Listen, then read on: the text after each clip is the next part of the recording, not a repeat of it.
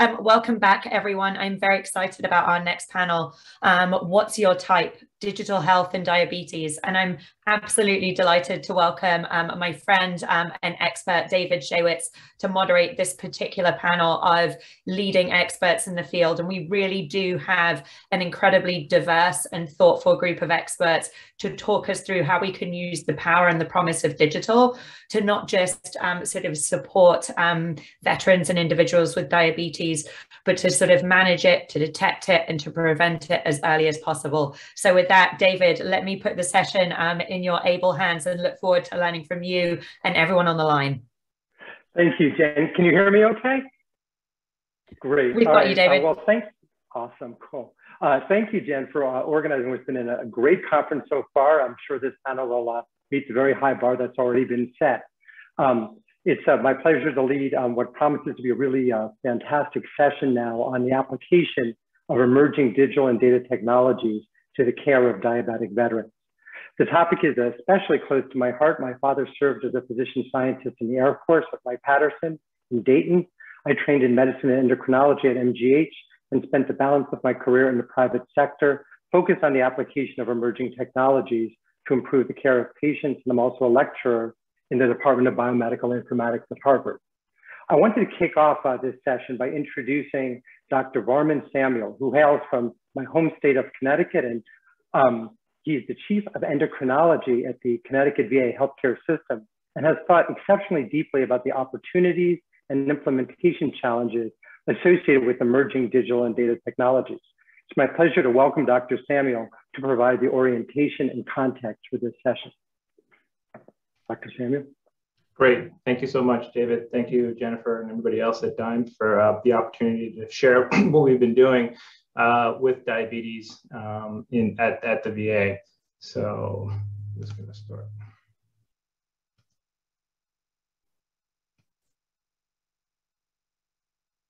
All right. So I think you can see my screen. Yes? Yeah. Okay, great. So I don't really have any disclosures, but just one disclaimer. I'm not a really expert in digital healthcare. I primarily do research in metabolism, liver and glucose lipid metabolism, but I kind of fell into this as trying to solve problems that we had in the clinic. And so just to make, and I know we have a diverse audience here, and just to make sure that we're all on the same page, one of the fundamental goals of diabetes care is to make sure that blood sugar is well controlled as possible. And over the last 5 years, 10 years, we've come to realize that really these goals should be individualized for the patient. Not everybody needs to reach that same hemoglobin A1C of less than 7. If patients are having low blood sugars, we may need to adjust. And if patients have other comorbidities, we may need to adjust further. And the reason that we want to focus on glucose control is that we know that keeping the glucose under better control reduces the complications associated with diabetes. And those can be profound. The microvascular complications, such as the retinopathy, the nephropathy, the neuropathy, and of course the macrovascular complications, which lead to cardiovascular disease, that really are the main cause of morbidity for most of our patients. And as we take care of patients, one of the other goals is really to empower patients with the knowledge to manage their diabetes. Patients are only with us for less than 1% of the total time they're dealing with diabetes. Diabetes is a 24/7, 365 disease, and they may be with us in clinic for just 4 hours, 5 hours out of the year. So really, we need to make sure our patients have the tools and the knowledge to be able to manage their disease as well as possible. And then thinking about a healthcare system, we as a healthcare system should really think about strategies to prevent and even reverse type 2 diabetes in some patients. So the management of diabetes has always relied on patient-generated health data. And 30, 40 years ago, this could have been as rudimentary as urine dipsticks. And then we had the development of glucometers, early glucometers, even next generation glucometers, but it's always relied on patients bringing their data to the visit so that we could look at it together and make decisions about how to manage their diabetes. In the modern age, these tools have gotten better. So we have better glucometers that need less blood and that have Bluetooth capability to link their glucometers with patients' smartphones. We have, of course, continuous glucose monitors that monitor the blood sugar continuously over the course of many days, alleviating the need for finger sticks, predicting lows and highs, allowing patients to take action before they run into problems. And of course, the ultimate in diabetes technology would be the closed loop insulin pumps. These are smart insulin delivery devices that can integrate with sensors, can adjust insulin delivery to really help patients stay in control, minimize hypoglycemia. They all require us to access the data that's on those devices. And over the last 10, 15 years, the solutions that are necessary to access that data have changed. So about 10 years ago, I think nearly every solution was client or server based. There would be programs that are installed on workstations in the clinic, sometimes for servers on the VA that allowed us to access the data from glucometers. But now nearly every solution has transitioned to some cloud-based platform. And this has many benefits. So it requires less IT support for installation and updates. It takes forever to get somebody from IT to come down and install a program, and then update similarly is labor intensive.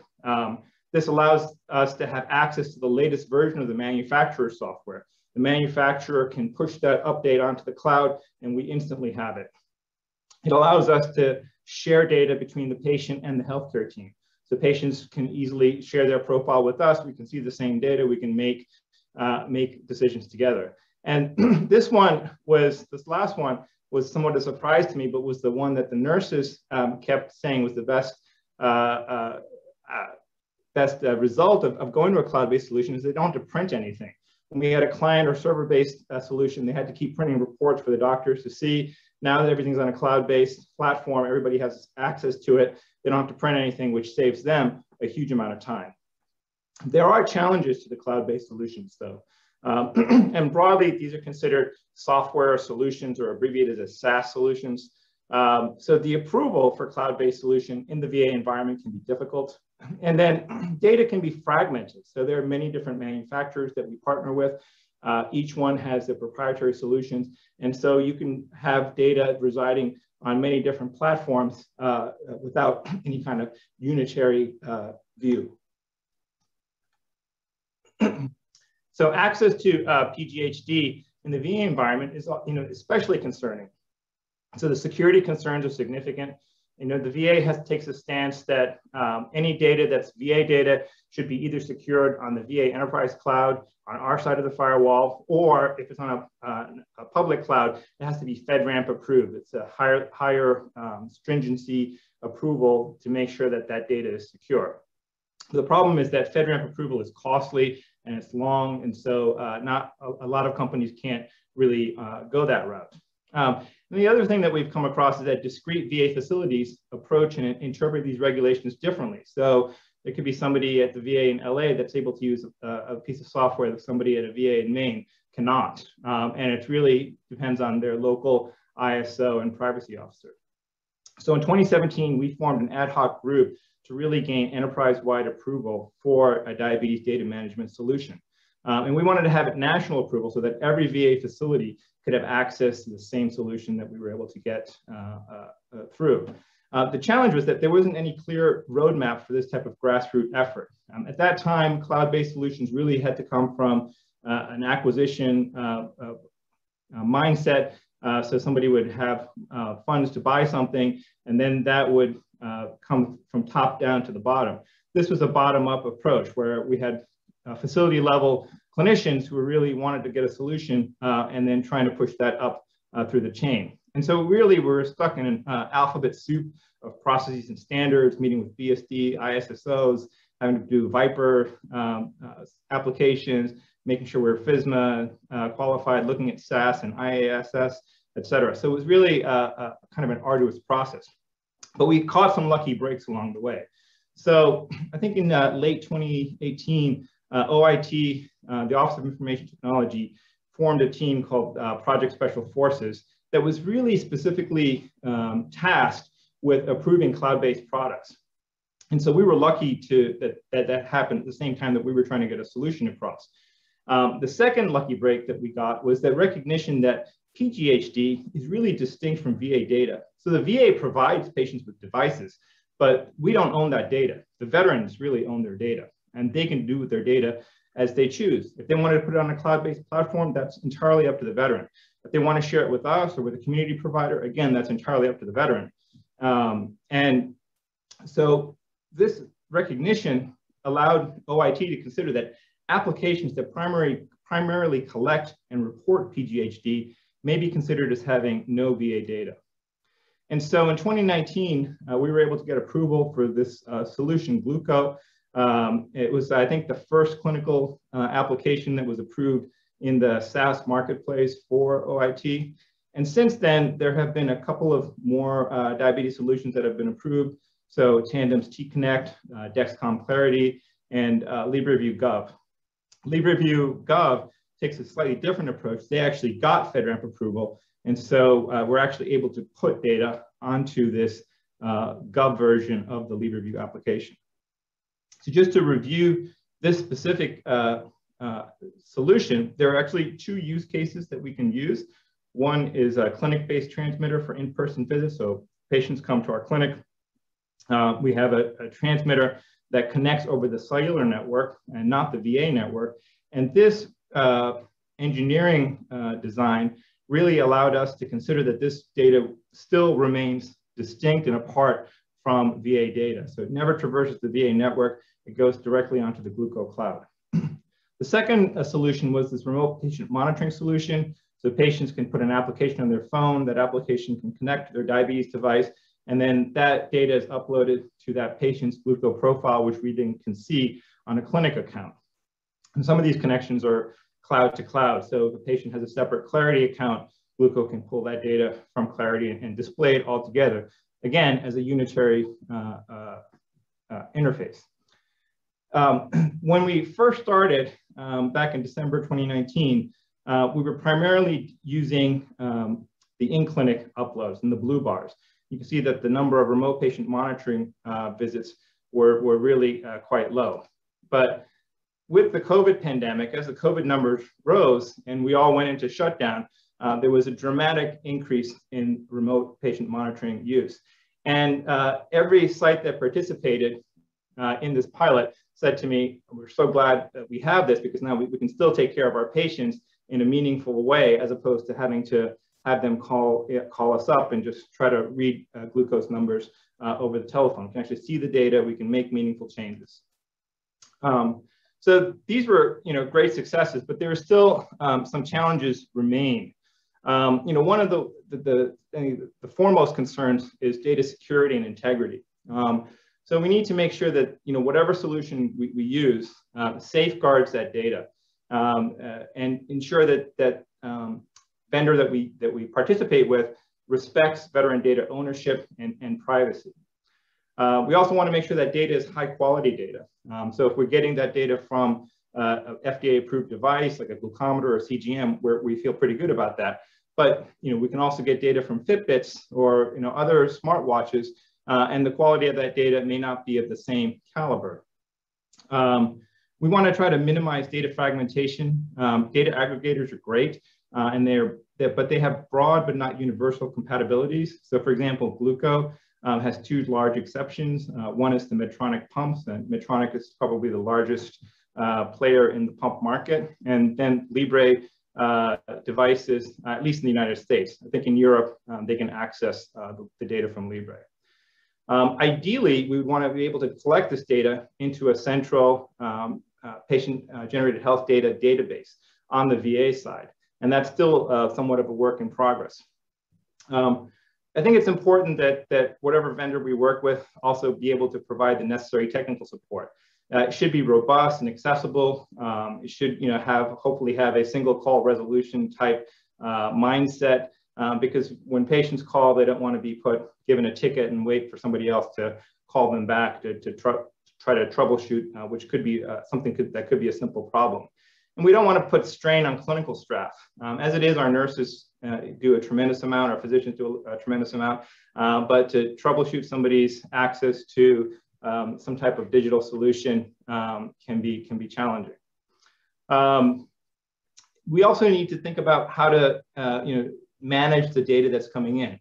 So once you connect somebody, that's great, but it's a tremendous amount of data that's coming into us, in addition to everything else that we're getting from patients, including secure messages and phone calls, lab tests. And so there needs to be, I think, some type of best practice to handle this influx of data. And then finally, as other people have said on the symposia, a robust way to integrate this with data that's in our EMR. So combining somebody's home glucometer readings with their medication use or their hemoglobin A1C, so that we know we can try to marry the two together to get a more holistic view of how patients are doing. But there are many potential opportunities. So at the veteran level, I think these type of technologies would really empower veterans to better manage their diabetes, providing them with insights and helping them set goals for diabetes management, and ultimately could improve their access to VHA providers. At the provider level, it would optimize shared decision-making. We can see the data together. We can think about what's working, what's not working, and really try to come up with shared goals. We can leverage existing VA investments in home telehealth, the digital divide program to provide veterans with devices like iPads. We can leverage the clinical resource hub, which really allows a central VA facility to reach out across the VISN and across the country to provide care to under-resourced facilities. And then maybe imagine asynchronous care models. For the health system, I think merging PGHD with the EMR could really inform the development of algorithms to identify high-risk patterns. As patients stop checking their blood sugar, if their blood sugar has gone up above a certain amount, can we identify these high-risk patterns before patients develop complications? I think there's also needs to be work in validating PGHD for quality metrics. Right now, we're using hemoglobin A1C, blood pressure monitoring, things that are measured in the facility. But why can't we use PGHD? If the device is of sufficient quality and the data has been validated, maybe that could supplant existing quality metrics. And then integrating multiple types of data together. And one dream for us is really to think about whether or not we could use existing weight management strategies that we have at the facility remotely. So, as opposed to having patients come down here for weight management sessions, can we deploy this remotely? We have all the devices to capture glucose data, weight, activity. It's just a matter of putting it all together in a single platform to really help patients manage their diseases together. And then, as has been iterated multiple times, throughout the session, including with the keynotes earlier this morning, how can we demonstrate value to the veterans in VA? Do these tools help patients achieve better glucose control? Do they prompt patient engagement in active disease management? Do they improve our clinical workflows? And are they cost effective? And so I think these are some questions that need to be answered even as we tackle the challenges and explore opportunities moving forward. And so with that, I will end and take any questions, or I guess turn back over to David for I think somebody else to go after me.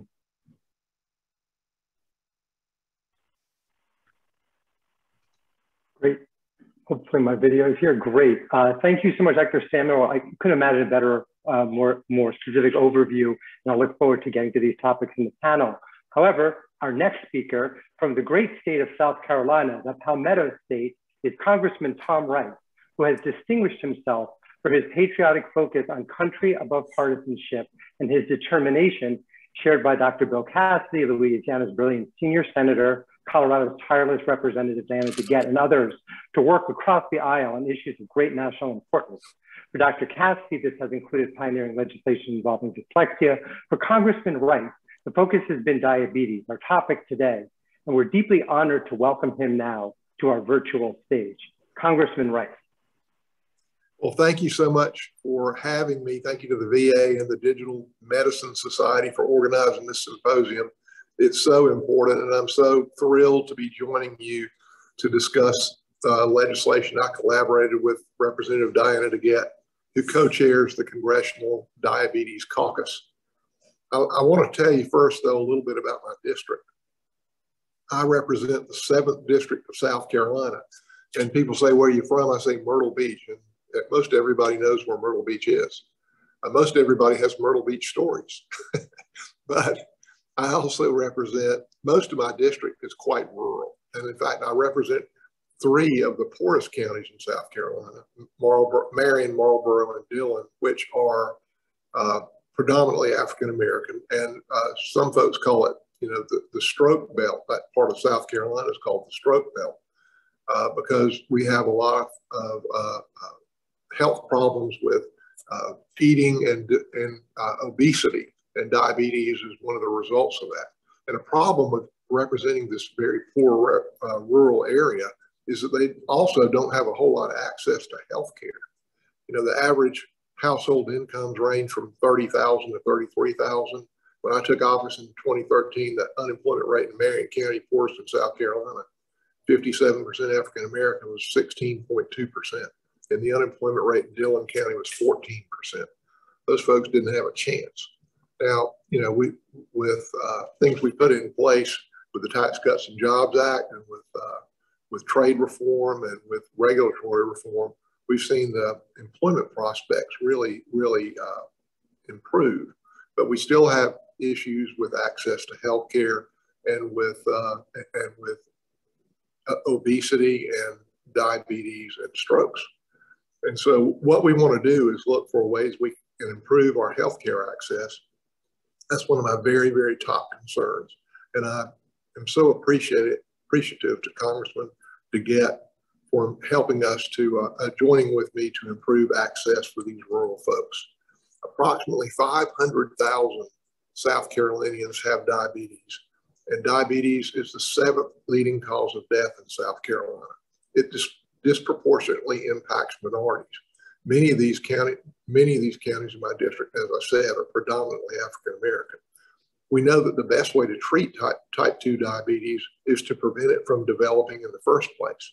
Lifestyle changes resulting in modest weight loss sharply reduce the development of type 2 diabetes in people at high risk for the disease.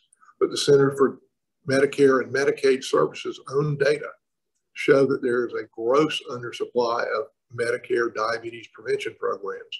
Just 23% of its current MDPP users are minorities.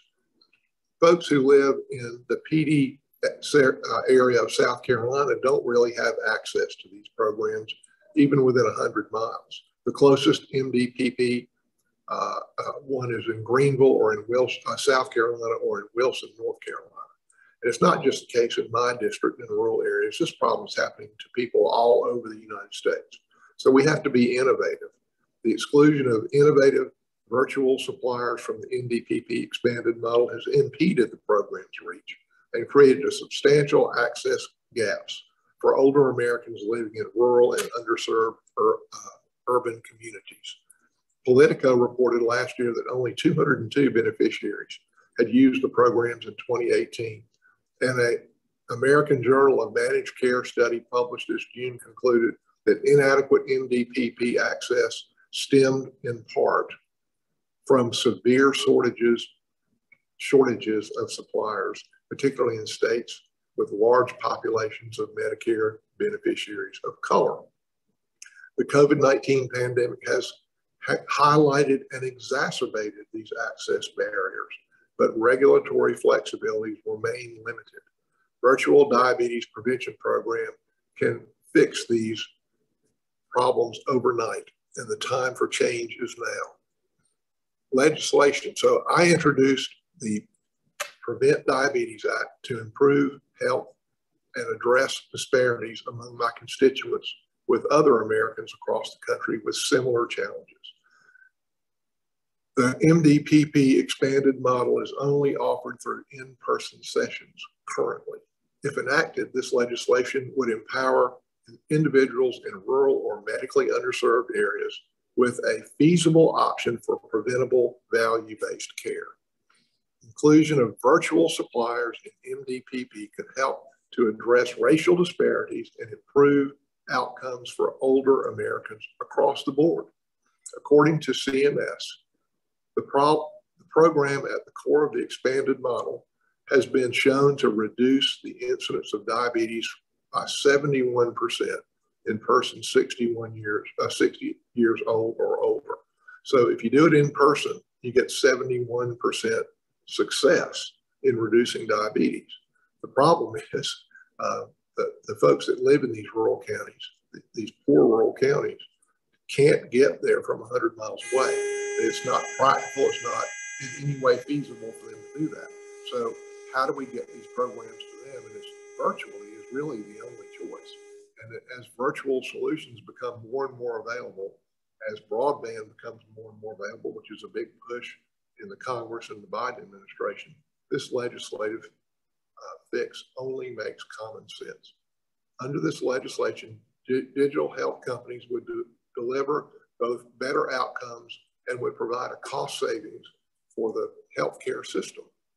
This bill would make CDC recognized virtual DPP providers eligible for reimbursement in the MDPP expanded model, while Medicare beneficiaries would have greater access to diabetes prevention programs to help delay or prevent the onset of type 2 diabetes. So there's a lot of great things in this legislation, but first we have to get it passed. Where does it stand in Congress today? I sit on the Ways and Means Committee and continue to push this legislation with my committee colleagues. I currently have 5 co-sponsors on this bill. Diana DeGette, my co-lead, Tom Reed from New York, who's also on Ways and Means, GK, and a Republican, GK Butterfield from North Carolina, who's a Democrat, Brian Fitzpatrick, who's the head, the Republican head of the No Labels Caucus, the Problem Solvers Caucus, which is a bipartisan group of Republicans and Democrats, and Josh Gottheimer, who is the Democrat co-head of the Problem Solvers Caucus. Representatives DeGette and Butterfield sit on the Energy and Commerce Committee, which have a lot of healthcare jurisdiction, as does Ways and Means, and are working to gain traction in that committee. My staff is monitoring any possible upcoming legislative packages that we could make this bill a rider on. Of course, we're working closely with the Congressional Diabetes Caucus to raise awareness and gain additional co-sponsorship for this legislation so that we're ready to move forward quickly when an opportunity is available. And we need each of you to endorse this legislation and to speak to your representatives and senators about how important that it is. Because again, we need this type of coaching and care available to everybody and not just folks who live close by to a participating in-person provider. My goal in working on this issue is to create policies that give South Carolinians and all Americans access to high quality, efficient healthcare services under Medicare. I know that strengthening the Medicare Diabetes Prevention Program expanded model will help empower individuals and families to make healthier choices and put them on a path to success. I thank you all for your interest in this issue and for the work you're doing in your respective fields to contribute to our broader goal of improving preventative care. If my office can be of assistance to you, please do not hesitate to reach out. Thank you for the opportunity to speak with you today and enjoy the rest of your symposium. Thank you so much, Congressman. And that's a perfect introduction to this panel and really sets a very, very high bar. If you're still there, what's the number one thing that's blocking the legislation from progressing? Well, you know, historically, there's been a hesitation on behalf of CMS to expand too much into telehealth. But with the, you know, they're already strained with their budgets and they're afraid that there'll be less accountability and more cost. But the COVID pandemic has shown how important and cost efficient it can be. And I can tell you, my family has used telehealth. And we have resources that most, you know, that many don't. So I can tell you that our experience with it has been quite good and quite convenient. And we need to do whatever we can to make sure that it's available to everybody. Fantastic. Thank you so much for your time. And if your staff or you could leave the bill number, there are several questions that are coming up in the Q&A so that folks could support the legislation you're describing with the required specificity. I have the bill number here. It is, let me see, I got it on this page somewhere. Let's see. We'll get it back to you. Yeah, that's no problem. That's not a problem at all. Well, thank you so much, and let you go back to your day. Appreciate it. It's HR 2807. 2807. Terrific. Yeah. Thank you so much. All righty. Bye-bye. Take care. Bye. All right. So that was a fantastic introduction. I imagine folks like Sean Duffy are chomping at the bit to go, but I wanted to start off with our panel with before we introduce all the panelists, I wanted to introduce and have this panel centered around Robin Janine Lien, a veteran who has diabetes and joined us to share her story. I thought we could have a quick sort of focused conversation given the limited time that we have, and then understand how some of the expert panelists here are trying to help Robin and veterans like her. So Robin, I believe I see you here. Welcome to the panel. Thank you so much for joining and sharing of yourself today. When did diabetes first show up on your radar screen? I think you're on mute. Classic pandemic quote. There we go. Oh, there we go. Perfect. Sorry, my microphone was muted. I'm new to Zoom. Could you ask your question again? I'm sorry, David. Of course. No worries. When did diabetes first show up on your radar screen? Actually, the other day when I was talking to Smith, I was thinking it was about 12 years, but really it's been about 22 years ago. I started experiencing pain in my feet, neuropathy pain. And when I went to the doctor, they found out that I was pre-diabetic at that time. And so that was when you were at 22 years ago. And initially, my understanding is you received care at Kaiser, and there was an emphasis on preventive care and preventing the symptoms from progressing, or preventing the pre-diabetes from progressing to diabetes. What was that care? What did that care involve? What was your experience of that? When they found out I was pre-diabetic, they had classes at that time. I believe I went to like 6 classes where they talked about, you know, not just weight control and eating, but how to take your medication, how to use the testing equipment. And then if you had to be on insulin, how to use insulin, how to, you know, all that stuff. And I think the fact that they did it while I was still pre-diabetic, because I didn't become diabetic or didn't need to go on medication or anything for almost another 3 years. So I think it was helpful to have that education process as soon as they found out I was pre-diabetic. I think that maybe helped stave it off a little bit for me. Right. And then you've described your transition from, I believe it was from Kaiser to the VA. What was that transition like, and how are those two experiences of care different? Actually, it was pretty seamless. The VA and Kaiser are similar in that if a doctor needs you to go get labs or anything like that, they just order it and the appointment gets made through the same system. I have friends who use like PPOs or an HMO, where then they have to wait for the insurance to come back and say, oh yeah, it's okay for you to go get labs and stuff. So actually between Kaiser and the VA, because they were similar, I didn't have very much of a problem. Even the meters and the type of medications I was receiving were the same. So for that, it was actually pretty good. And I understand that one of the sort of an important aspect of your experience is the need to customize care to each person, and that there's to recognize the limitations of one size fits all approaches. Could you expand on that? We all learn differently. When my kids were little, I used to volunteer at their elementary school a lot. And so you realize that some people learn visually, some people learn by reading a book, some people learn by getting instruction from somebody else. And I think as adults, we don't necessarily identify that in ourselves, or maybe as, you know, a doctor or nurse as a patient, and direct the patient to learn, you know, to get the information the way they learn. So, and some of us humans as adults, we don't know how we learn. So I don't know how we fix that, but, you know, maybe that's some, having the different ways to get the information to people based on how they learn.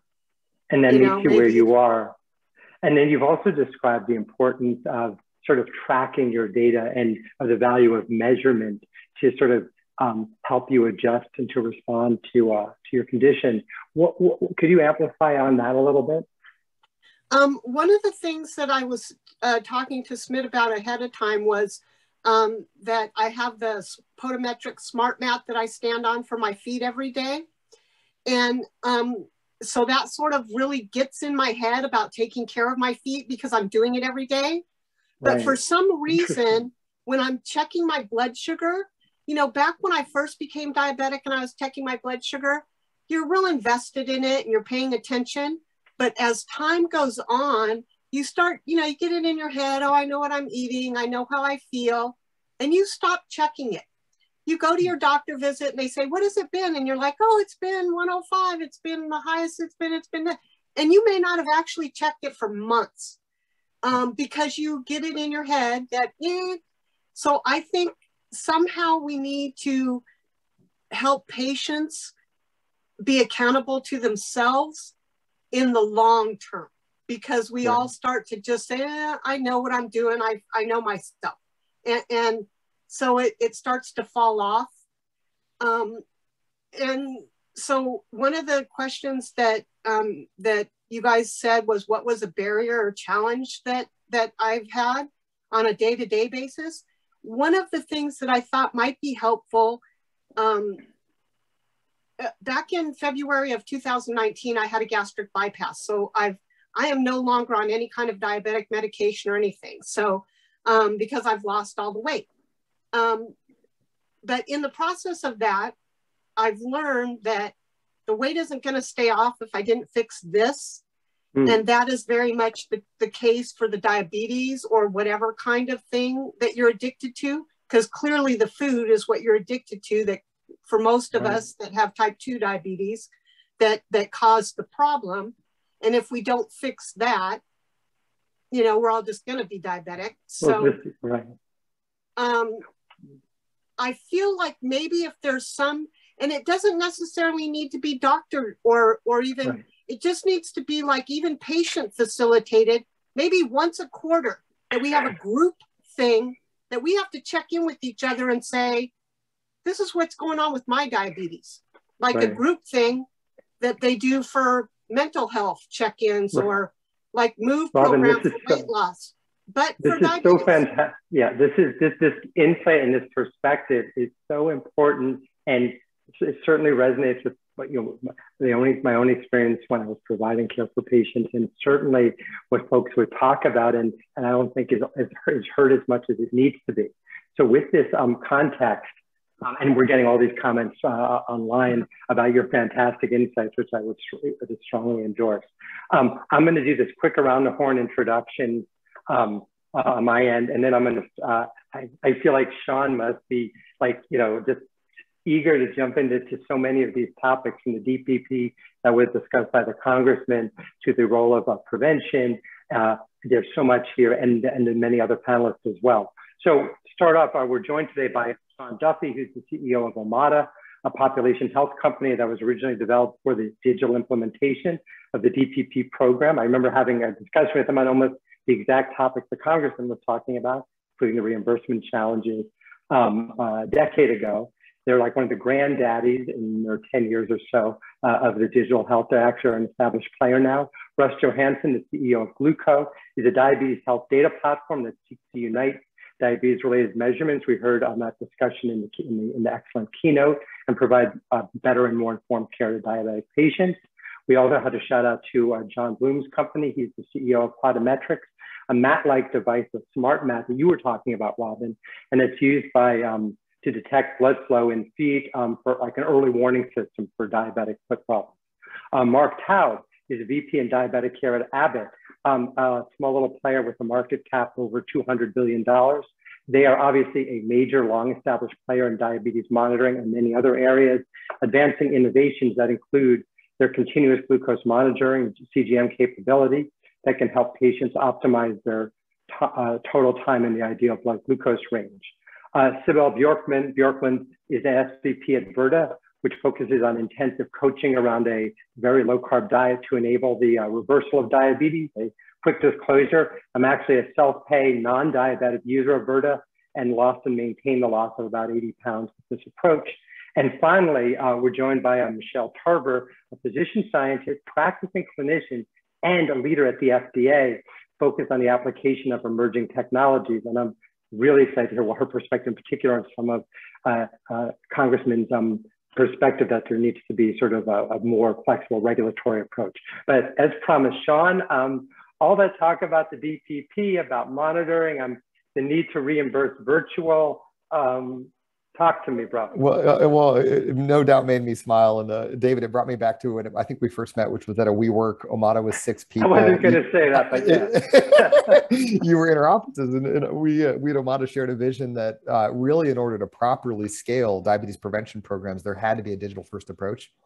Frankly, thanks to the practical realities and the access challenges that were going to happen in an in-person setting, because it's clear that with these sorts of interventions, you need the longitudinal day-by-day support, accountability, camaraderie to get to an outcome, which is tougher to do in an in-person setting. So it warmed my heart to hear Congressman Rice advocate for the Prevent Diabetes Act. I think it's no doubt an incredibly important piece of legislation.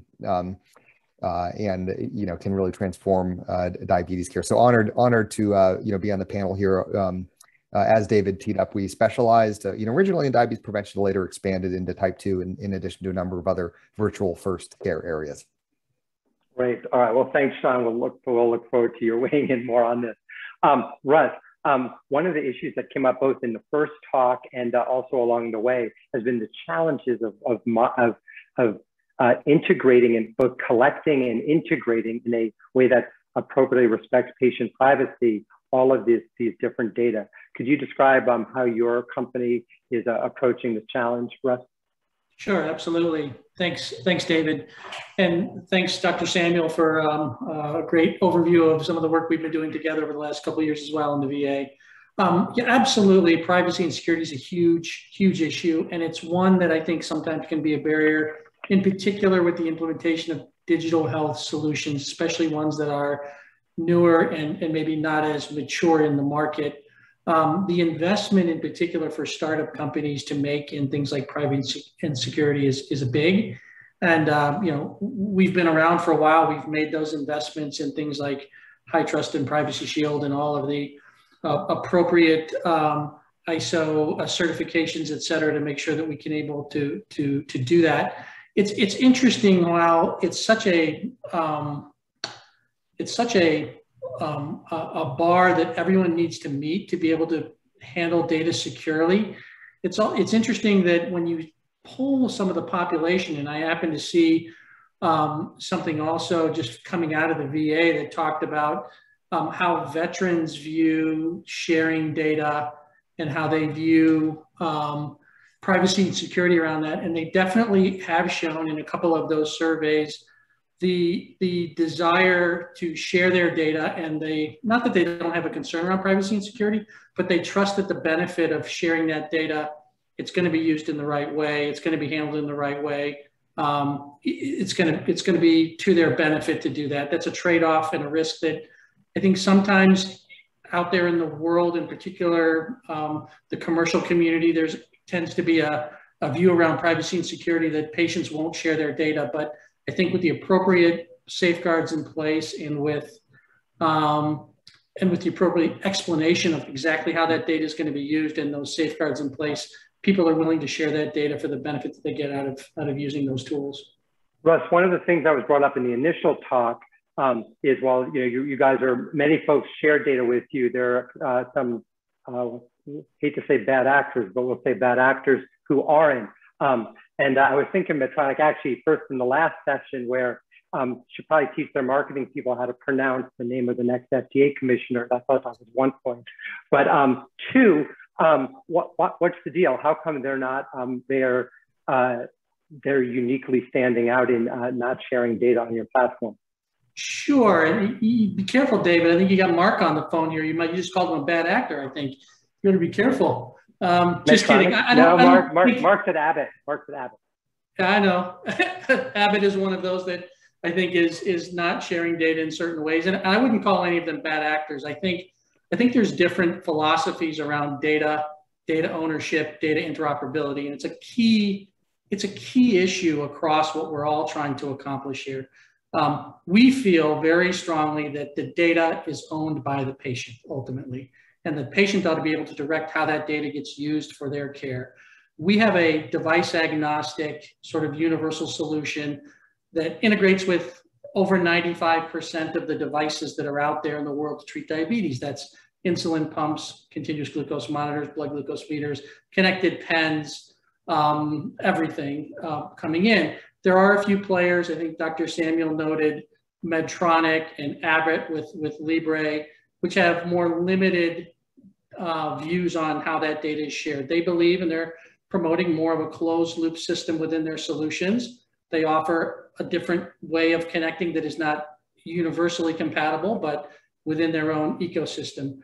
Our view has always been that we think giving patients and providers full access to that data so that they can share it in an interoperable way and see a whole patient view, because many patients use multiple different devices from different manufacturers, and the ability for a care team and a clinician and a patient to see all of that view in a single integrated patient level view, we think is really important. I think for business reasons, some others don't see it the same way. Yeah, and in fact, this is a universal, very, very common problem in medicine. It's classic in ICUs, for example. They're basically two families of devices, totally immiscible, just classic. So someone who, I don't know if she's in a position to force a change, but if she's thought about it incredibly deeply, Michelle, there are so many topics that were brought up that I was wondering what your perspective was when the congressman was talking about some of the regulatory challenges, the need for sort of more flexible regulation. I know you've also thought a huge amount about the need to center development around patients and keeping the patient's perspective and their data in mind in terms of developing technologies. I also would be interested in your thoughts. I mean, this is a maddening problem that this is a specific example of a more general problem where basically large players want to be like Apple, more or less, where they're like, you know what, we're going to have a closed garden. It's really nice in here, but we're not going to share data because it's, it's kind of in our, the business model is not doing that. From a regulatory perspective, is there ways you can, how do you view this challenge, Michelle? Well, you've definitely loaded up the question for me. A lot. You're welcome. Yeah. I'll start first with the concept of data sharing, and we have a patient engagement advisory committee, which is the only committee like it at the agency that is comprised solely of patients, caregivers, and patient advocates. And we spoke specifically about the sharing of patient-generated health data, of which a lot of the data collected by continuous glucose monitors and other devices used in the management of diabetes would entail, as we heard from Dr. Samuel earlier.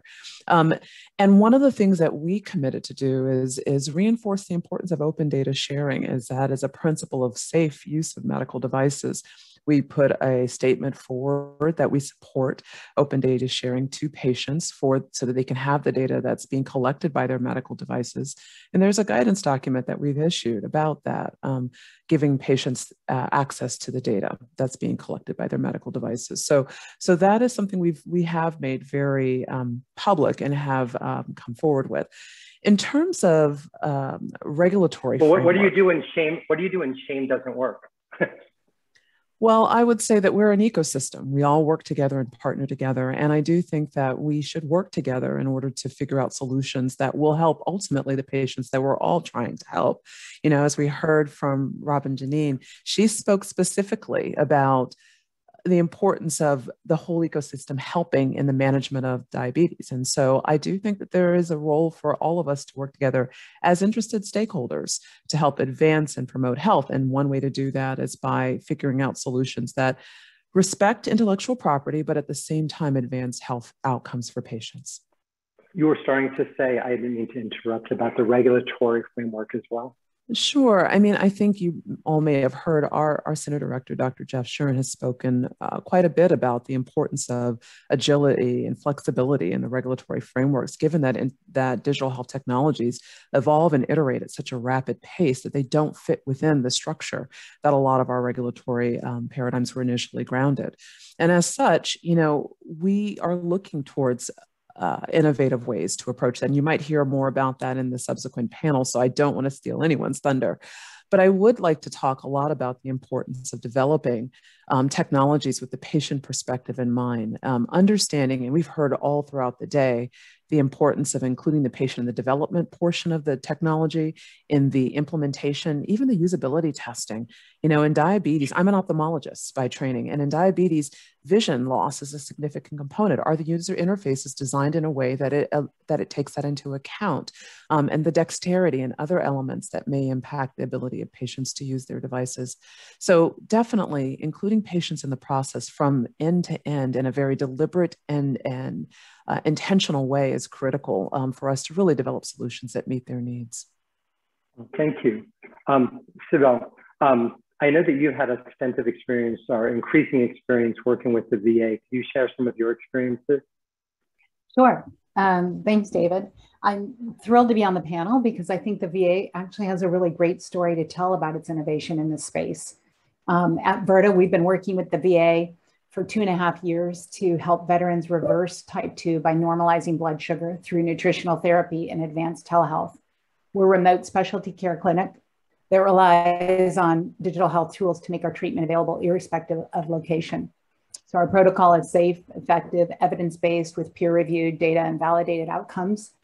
And the VA leaned in to become our first federal government program to really pursue reversal for type 2 patients. Outside of the VA, we have programs that reverse prediabetes and obesity, and we provide diabetes management for patients not yet ready to reverse, but really we're focused on reversal here at the VA. Eligible veterans have to be diagnosed with type 2 and on at least one medication, not including metformin. We've served more than 700 veterans over the past 2.5 years in all states but Hawaii. And after 1 year, our 1-year outcomes have been presented already. We're in the process of analyzing the 2-year outcomes right now. But we had remarkable adherence. 76% of Virta veterans remained under treatment for at least a year. And the average length of stay of those who left was 300 days. The patients who participated on average reduced their A1C by 0.7 and eliminated 1 diabetes med. So, and others reduced, but they actually eliminated. And our patients classified as the highest risk with an A1C of 9 or greater were reduced by 1/3. And our veteran patients lost an average of 8% of their body weight, which of course is a clinically significant amount. And moreover, I think the other thing people worry about is how can you deprescribe safely, right? So we've got physicians who are working with the patients on this in communications with the VA PCPs and others, but our deprescription and A1C reductions were achieved safely with very, very low crude incidence of severe hypoglycemia, showing that we can provide remote care safely and effectively. Thanks. It's really encouraging because I was so striking. I remember back when I was a fellow learning that the most, as Robin has just experienced, in fact, that as an internist, it was especially discouraging to see that the most effective treatment for type 2 diabetes with healing with cold steel was surgical. So it's nice that there's at least some non-surgical alternatives that are increasingly tested and increased